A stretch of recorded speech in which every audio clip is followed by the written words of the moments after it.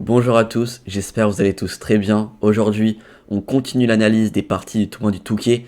Donc pour l'instant, je suis à 3,5 sur 6. J'ai battu des joueurs moins bien classés. J'ai perdu contre 2 mètres indiens, un maître FIDE indien, un maître international indien, les deux joueurs à 2260 et 2430. Et là, je viens de faire nul contre Ruben Cole, le premier Elo mondial U10 2130. Et donc maintenant, 3,5 sur 6. J'ai les blancs contre un joueur moins bien classé. Donc l'objectif, réussir à gagner pour pouvoir rejouer des adversaires mieux classés, pour pouvoir essayer de faire des perfs. Et donc, pas le droit à l'erreur dans ces parties. Donc voilà, donc je joue contre Julien Siauve, 1694. Il a fait une perf, il vient de battre un joueur à 2030. Il avait les blancs. Donc voilà, faut quand même faire attention. S'il a battu un joueur à 2000, c'est pas pour rien. Donc voilà, donc juste avant que je commence la vidéo, n'hésitez pas à liker la vidéo, vous abonner si c'est pas encore fait, et mettre un petit commentaire en fin de vidéo. Et c'est parti. Ok, bon, du coup j'ai les blancs de cette partie. Bon, j'ai le temps de me préparer, mais je me suis pas forcément préparé. C'est la ronde 7, c'est la ronde du matin. Franchement, j'ai rien trouvé de spécial sur internet. Voilà, c'est pas un joueur. Les joueurs indiens à 2002, 2004, c'est facile de se préparer, mais là, bon, il y avait pas trop de parties, ça voulait pas dire grand chose, donc je me suis dit, allez, de toute façon, dans ce tournoi, je me suis pas beaucoup préparé. On va continuer sur cette lancée, pour l'instant, ça va. Et donc, je lui envoie E4. Et j'attends de voir ce qu'il me répond. Et là, je m'attendais à des choses classiques. Et il me répond D6. Je me dis, ok. Ça fait longtemps qu'on m'a pas joué de Pirc. Pourquoi pas? Ok, bon bah moi je prends le centre. Je vais pas prendre trop de temps. Je prends le centre. Il me répond cavalier F6. Ici, il y a encore deux variantes possibles. Après cavalier C3. Soit il va jouer avec G6, fou G7 et petit roc. Soit il va jouer avec cavalier D7, E5. Et il y a même aussi cavalier D7, C6, B5 en mettant le fou en fianchetto. Donc voilà, il y a vraiment trois variantes encore à ce stade. Et il me répond cavalier BD7. Honnêtement, j'aurais bien aimé G6 parce que j'ai un gros truc dessus. C'est franchement, je me serais fait plaisir. Cavalier D7, j'ai rien de spécial. Bon, il me joue cavalier D7. Et moi, je vais lui répondre fou E3. Alors là, mon idée, ça va être de faire un setup d'attaque anglaise avec fou E3, F3, dame D2. Mettre le roi de l'autre côté avec grand roc et tout balancer sur son roi. Un peu comme sur les Najdorf. Je fais ça aussi sur les Najdorf. Sur les dragons aussi un peu. Ok, donc je joue fou E3. Et il me répond E5. Directement, il vient casser le centre. Ok. Donc là, franchement, c'est le genre de position, j'en ai pas joué beaucoup, donc je connais pas trop. J'essaie de me poser, est-ce qu'il faut que je reste avec mon F3, dame D2? Est-ce que faut que je joue autre chose? Parce que maintenant qu'il a joué E5, il peut plus jouer E6. Ça veut dire que si je joue fou C4, cavalier F3, cavalier G5, il peut avoir un problème sur ce pion F7. Donc est-ce que je commence pas par cavalier F3 en me disant ok, lui je sais pas ce qu'il va jouer, peut-être qu'il va me jouer un coup comme C6 sûrement. Parce que ok, c'est un coup thématique dans ce genre de position. Est-ce que je pourrais pas jouer fou C4 ici? Mais là je me suis dit ok, juste il va jouer fou E7. Et quand je jouerai cavalier G5, il me jouera tout simplement petit roc et mon cavalier sera mal placé. Donc je me dis ok, ça c'est pas possible. Donc tout simplement, je vais continuer mon idée. Je joue avec F3. Ok, je sais que des idées avec F4, ça existe aussi. Après c'est plus compliqué, c'est pour venir casser le centre. Alors la théorie ça dit quoi? Ok, il y a très peu de parties dessus. Il y a quelques C6 et quelques E prend D4. Mais bon, en effet, je pense que C6 c'est le coup. S'il prend des deux pions, on reprend. Cavalier G4, on s'en fiche, il y a dame prend. Peut-être qu'il peut le préparer. Peut-être avec cavalier B6, mais ok, s'il fait cavalier B6, il perd un pion. Donc ouais, il pourra jamais m'embêter avec ça. Et même si un jour il peut m'embêter, j'aurai peut-être H3, donc ça va. Donc ouais, peut-être C6, et là peut-être prise. Peut-être F ou D, peut-être D, ouais. Prise. Je sais pas si j'échange tout, peut-être que oui. On rentre là-dedans. Ça m'a l'air assez tranquille cette finale. Avec à la fin de la variante, peut-être cavalier F3. Ok, cette finale elle est sûrement égale. Bon, ok, il y a pas grand chose. Du coup ici, je décide de jouer F3. Il me répond C6, donc voilà, thématique, on en a parlé. Et moi je joue dame D2, je continue mon idée. Ici lui il continue, on en a parlé. Des idées avec B5, cavalier D7, C6, G6, fou G7. Lui dans la partie il va jouer avec fou E7. Et ça je pense c'est peut-être une erreur, on verra ça après. Donc il a joué B5 directement, ok pourquoi pas. Donc voilà, bon, dès qu'il me joue B5, j'ai direct pensé bien sûr à D5. Parce que ce pion il est défendu par ce pion et si je joue D5 potentiellement ça peut enlever le défenseur. Ok, si je joue D5, bien sûr s'il pousse, je gagne un pion. Ce qu'il faut calculer aussi, c'est pion pousse. Coup intermédiaire, si on bouge le cavalier, il va venir prendre. Mais ici, en fait, on va prendre ici intermédiaire, il va reprendre, et on va reprendre. Il va reprendre, et on va reprendre. Honnêtement, j'étais pas hyper fan de cette position avec les blancs. Parce qu'en fait, je trouve vraiment que les colonnes ouvertes, ça va être dangereux. La paire de fou peut s'activer très rapidement. D5, ça peut se préparer. Donc là, par exemple, je sais pas, tour C8 directement. La dame recule. Dame C7, par exemple. Comment je défends C2? Peut-être, ok, peut-être C3. Et là, maintenant, il peut jouer des idées. Peut-être... Ok, peut-être juste fou E7 pour commencer. Ou... Ouais, fou E7. Et après, il va jouer avec petit roc. En fait, c'est lui qui joue... Ok, j'ai un pion de plus, mais... Je sais pas trop comment continuer. Ok, les blancs sont un peu mieux, mais... Je sais pas, je le sentais pas. Et il y a un autre truc à calculer aussi sur D5. Bah, c'est tout simplement pion prend. Sur pion prend, si on ramasse ça, on se prend une fourchette. Si on fait cavalier prend B5, pareil, on va se prendre D4. Même on perd un pion ici. Donc là, il faut reprendre comme ça. Et ok, cavalier prend, dame prend et tour B8. Fou prend A7 n'est pas possible, bien sûr, à cause de dame A5. Je perds une pièce. Donc là, je vais juste jouer grand roc. Et là, pareil, je mets pas trop ces positions parce que, je sais pas, madame, elle va perdre des temps quand il fera cavalier B6, A6, cavalier B6, fou E6, dame C7. Je trouve que pour lui, attaquer, c'est simple. Et moi, je vais que défendre. Donc je mets pas D5, même si c'est un coup clairement jouable. Je préfère jouer avec G4. Je contre-attaque de l'autre côté. Je sais très bien que s'il me joue B4, mon cavalier va venir en E2 puis en G3, derrière ma structure de pion, et rebondira plus tard en F5. Donc là, il me joue H6, il veut pas que je joue G5, mais on en a déjà parlé dans différentes parties. Souvent, quand il y a une attaque sur un roi, on évite de bouger les pions en face devant son roi, parce qu'en fait, ça va créer des points de cassure. Ici, on remarque que pour que je puisse embêter sa structure, il faut que je fasse un coup, deux coups, trois coups, quatre coups, et encore, faudra encore continuer après. S'il me joue H6, en fait, en un coup, voire en deux coups, directement, je peux venir tout casser. Donc ok, dans certaines positions, c'est justifié. Ici, est-ce que c'est justifié? Je ne sais pas. Je pense valait mieux qu'il joue avec B4, cavalier E2, et peut-être continuer avec des coups comme dame A5 pour m'empêcher de faire grand roc. Et sur G5, faire cavalier H5.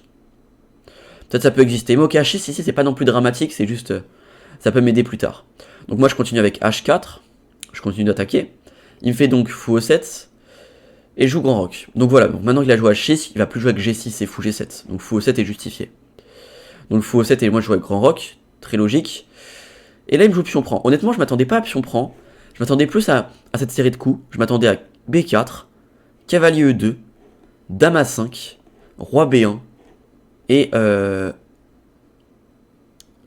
c'était quoi ici? Non, c'était peut-être pas... Si, cavalier B6, c'est là. Et pour essayer de venir en C4, m'embêter, ou faire fou E6. Là, j'avais prévu cavalier C1, pour défendre la case et défendre les maths. Et sur fou E6, on pourra tout simplement jouer peut-être cavalier B3, mais c'est même pas forcé, mais ok, on peut jouer cavalier B3. Et là, j'ai réussi à tout défendre, et maintenant, je peux me concentrer sur mon attaque. Donc voilà, ça c'était mon idée sur B4, mais lui, il a décidé de prendre.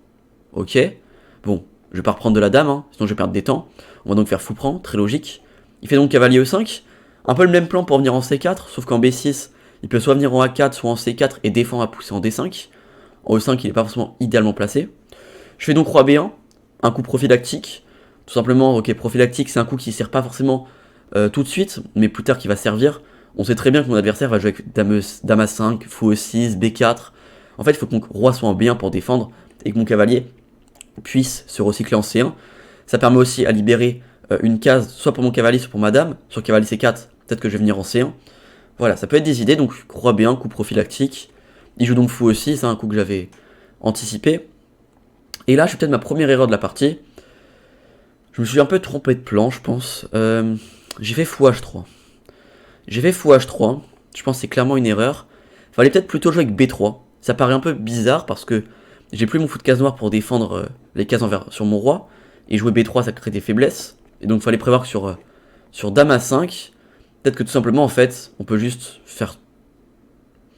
Peut-être juste faire fou E2, en fait. En fait, il n'y a pas de problème parce que dès qu'il joue B4, on va plus venir en E2, en fait. On va venir en A4.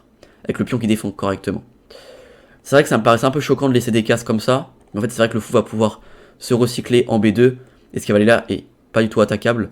Après, c'est vrai qu'il peut jouer C5. Et sur fou B2, faire fou D7. Mais ici, je pense que j'ai déjà cavalier prend C5. Et sur pion prend, on ramasse. Donc ouais, ok. Peut-être que B3 était un bon plan. J'ai joué fou H3 en me disant en fait que si je joue un coup aléatoire, je vais jouer G5. J'attaque le fou, j'attaque son cavalier.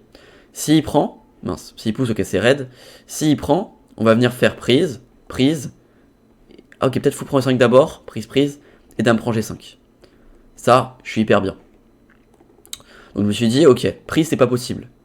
Du coup, cavalier bouge, mais sur cavalier bouge, pareil. Prise, prise.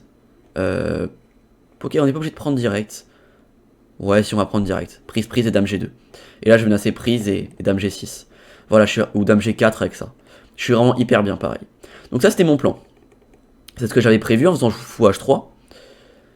Et je m'étais dit, ah, c'est compliqué pour lui. Donc je me suis dit, ah, peut-être qu'il va jouer cavalier C4 pour m'attaquer ma dame. Mais là, moi, je me suis dit, ok, je vais faire dame F2. Il va faire genre B4. Je vais faire cavalier CE2. Il va faire C5. Et je peux jouer, ok. Alors déjà, est-ce que j'ai pas fou prend C5? Peut-être pas, parce qu'il y a des idées avec cavalier prend B2 qui peuvent partir. Donc l'idée, ok.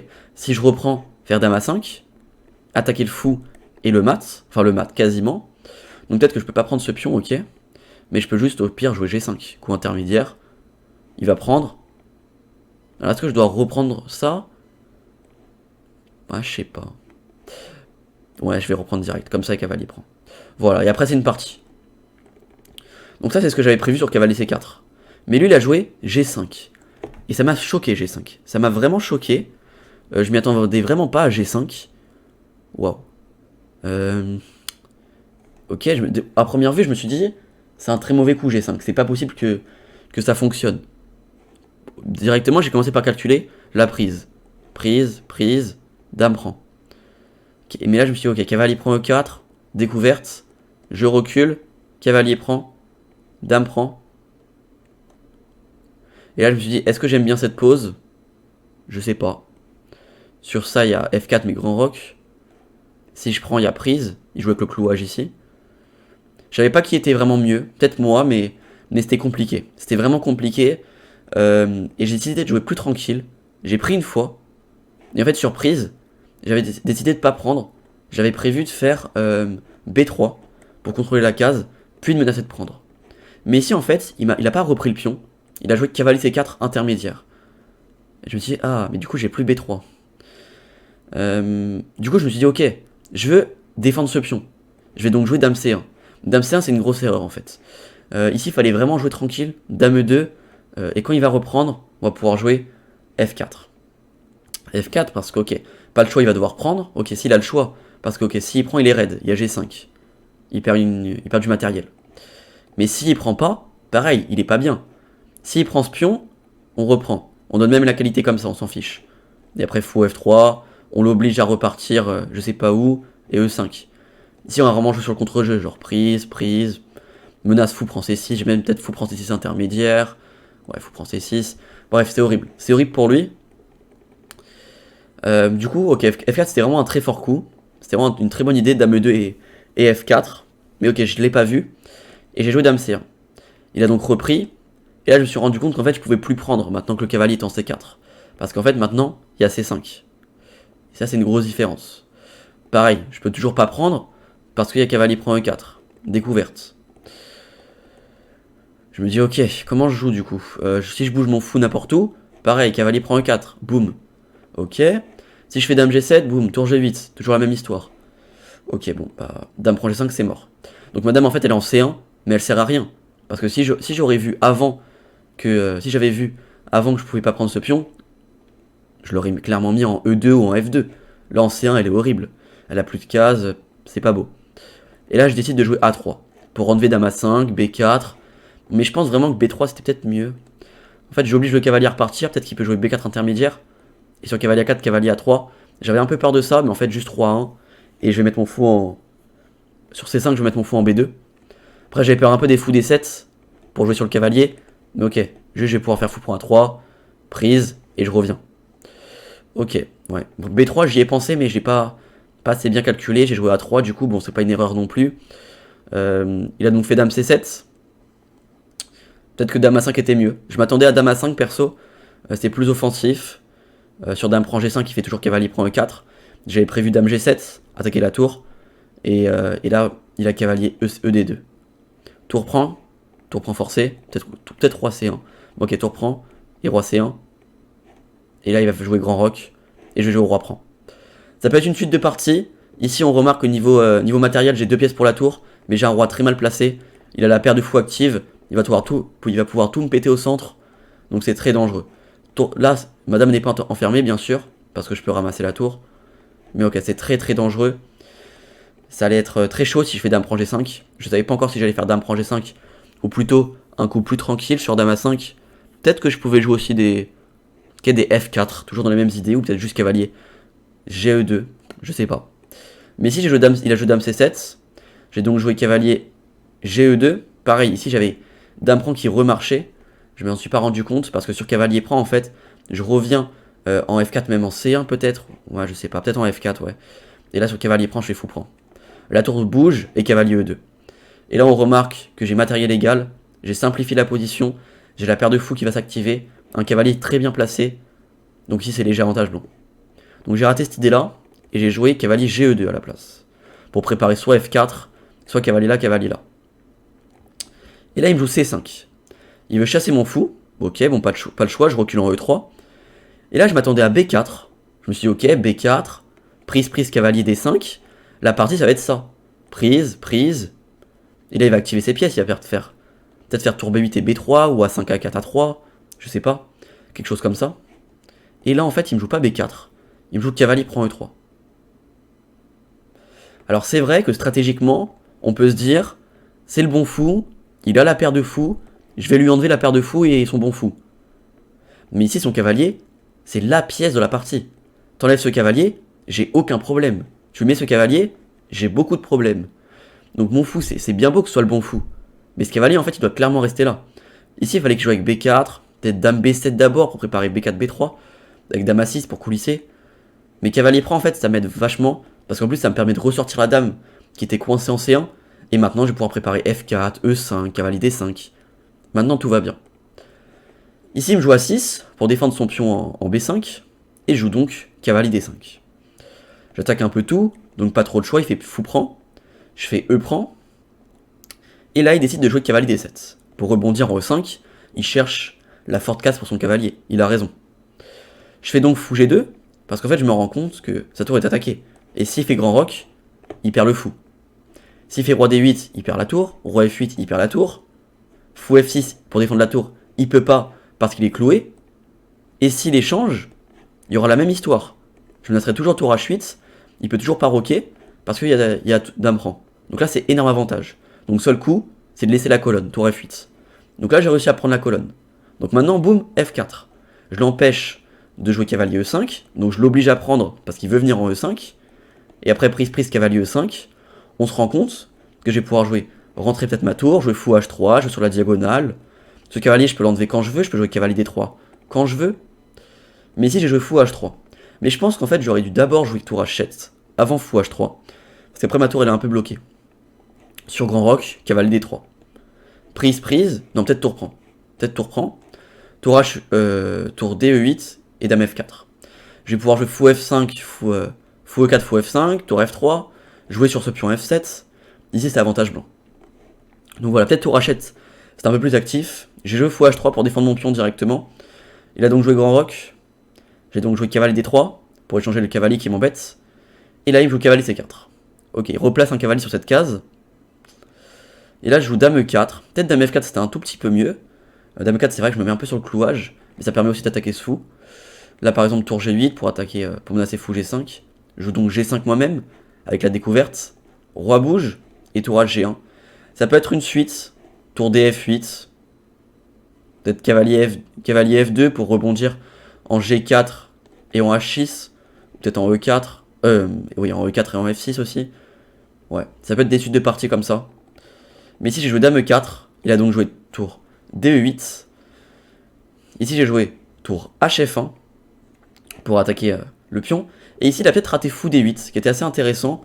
Parce qu'en fait, on remarque le setup de la fourchette avec cavalier E3. Et donc, dame F4. Et sur cavalier E3, en fait, je peux plus trop défendre. Ok, peut-être tour DE1, mais juste prise. En fait, ici, fou D8, bon on avait plus de temps tous les deux ici, enfin surtout lui il avait plus beaucoup de temps, moi ça va encore. Ici en fait je me suis pas rendu compte quand je joue tour H1, il peut jouer fou D8, dame bouge et cavalier E3. Je m'étais dit ok au pire je jouerais dame F5, roi B7 mais il y aura toujours le setup en fait.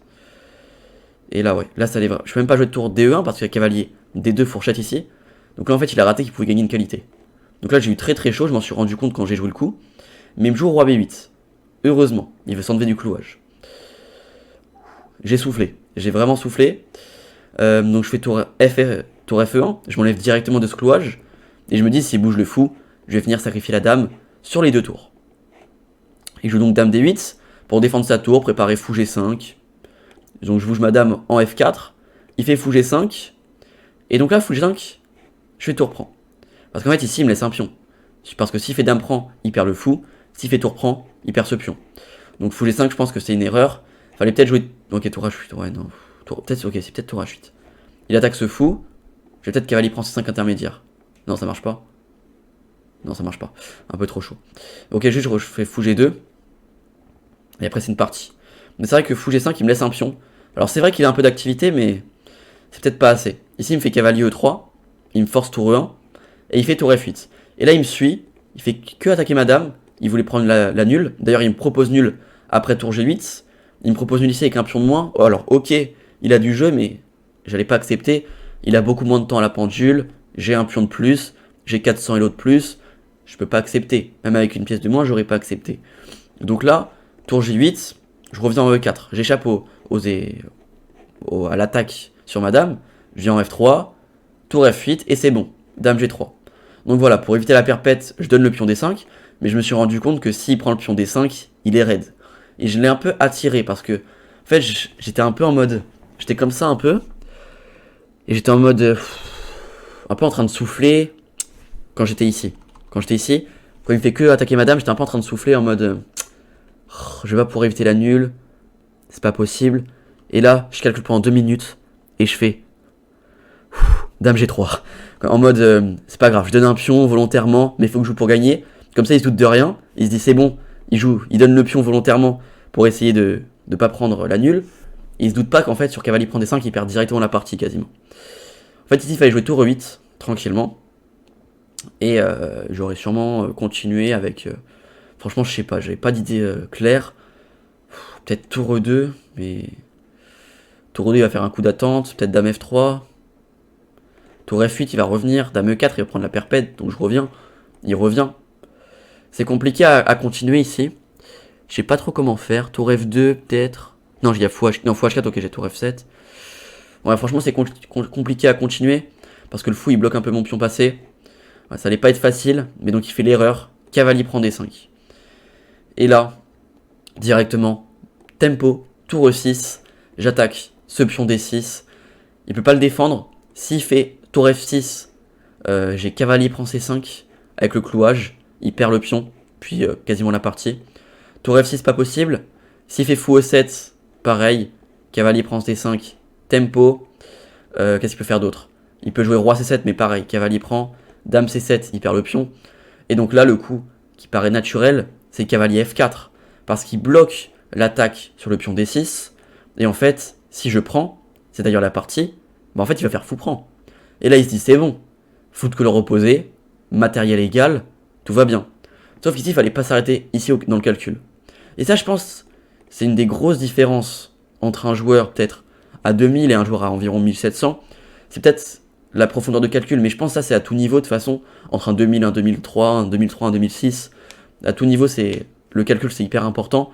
Et là, je pense qu'en jouant cavalier D5, peut-être qu'il a vu tour E6, mais il s'est arrêté à cavalier F4, prise.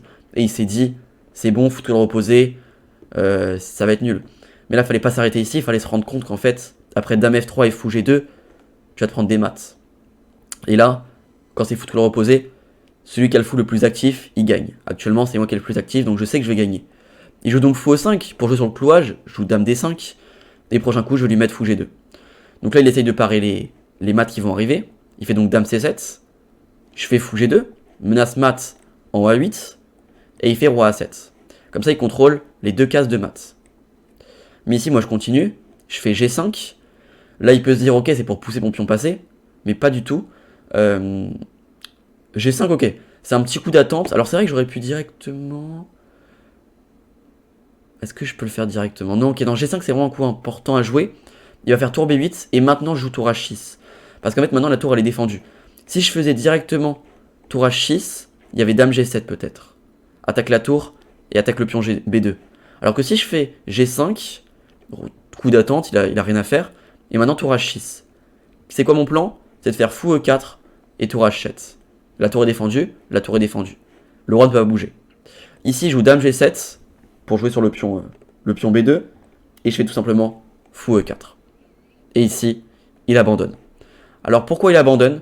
Parce qu'en fait tout simplement, qu'est-ce que vous voulez qu'il joue? Qu'est-ce que vous voulez qu'il joue? S'il bouge la dame, il se prend ça. Alors c'est vrai, il peut jouer ça. Il peut jouer tour H7, fou G7. Ok, mais juste je vais jouer dame C6. S'il bouge encore une fois sa dame en E7, je vais lui mettre G6, dame E4, dame F7. S'il échange, il perd une pièce. Roi B6, je pense que même tour prend, ça doit gagner. Ok, peut-être que j'abuse, juste fou D5. Et le fou doit bouger quelque part. Et je vais faire G6, G7 et G8. Donc ici, en fait, tout simplement, il peut pas faire grand-chose. Après, il peut aussi essayer de se déclouer. Qu'est-ce qu'il peut faire? Peut-être dame G8. Mais là, je vais juste faire tour H7, roi B6 et tour B7. Prise roi A5, dame C7, roi A4, B3, roi prend et mat. Donc voilà, en fait, il peut pas trop éviter tout ça. Donc c'est soit il va perdre une pièce, soit mon pion va à dame, soit il se fait mater. Il a plus qu'une minute à la pendule. Bon, il sait très bien que c'est fini. Donc il abandonne. Donc voilà, on va faire le bilan de partie pour voir si j'ai une belle précision dans cette partie. Je pense que je dois pas être hyper bas, mais pas hyper haut non plus. Je dois être tourné autour de 85, 90. Parce que dans le milieu de jeu, j'ai pas joué hyper précis. Dans l'ouverture, c'était correct. Dans la finale, j'ai bien joué quand il fallait le terminer. Donc ouais, bah ouais, c'est ça, 86. Lui, 83,7. Ouais, pas une partie incroyable, mais ça va quand même. On a déjà vu pire, Niveau combien? Ouais, voilà, on a déjà vu pire, ça va. Ok. Donc E4, D6, D4, cavalier F6, cavalier C3, cavalier D7. Donc tout ça, il n'y a rien à redire. Ok, bon, il met en précision, mais ok, c'est un bon coup. Ouais, fou H3, on l'a dit, il fallait jouer avec B3 ici. Voilà, il fallait jouer avec Dame E2, on l'a dit aussi. Ouais, Dame C1, c'est horrible. Et donc là, ouais, il fallait jouer avec B3. Ouais, cavalier E2, c'est... J'ai vraiment enchaîné des très mauvais coups là d'un coup. J'ai mal compris la position. Là, il fallait faire Dame prend G5. En fait, j'ai pas compris quand fallait prendre et quand fallait pas prendre le pion. Bon, mais après, ça va, ça s'est mieux passé ensuite. Ensuite, j'ai joué précis. Okay. Après, ça s'est plutôt bien passé. Fou H3, ouais, c'est vrai qu'ici, peut-être, on l'a dit, il fallait jouer tour H7 d'abord, mais ok, ça change pas non plus grand-chose. La Dame F4. Tour F1, tour F1, tour F1, tour F1, tour F1. Voilà, on l'a dit qu'il fallait bouger la dame. Il a raté fou D8 avec cavalier E3. Mais c'est même pas une grosse erreur en fait. Hein. Il prend même pas un gros avantage en fait. Ok, plus 2 quand même. Mais ça aurait pu être pire. Mais ok, il le rate. Et là ensuite, plus d'erreurs. Tout va pour le mieux. J'ai compris comment le terminer. Ouais. Ok, et là il abandonne ici. Ok. Ah mince, la suite de la partie elle s'est mise dans la précision. Mince. Bon. Je dois être un peu plus bas du coup, je dois être plutôt vers 85. Ok. Bon. Voilà pour cette 7ème ronde. Je me situe donc à 4,5 sur 7. Il me reste 2 parties. Prochaine ronde, je joue contre le grand Hugo, 1899 avec les noirs. Objectif, gagner cette partie pour la dernière ronde. Je joue avec les blancs contre un très fort joueur. Et pourquoi pas essayer de la gagner pour finir dans le top 5 de ce tournoi. Ça serait un gros braquage, mais on va essayer de tout faire pour réussir. En tout cas, j'espère que cette vidéo vous aura plu. Si c'est le cas, n'hésitez pas à liker, la partager, la commenter. Et moi, je vous dis à bientôt. Allez, ciao.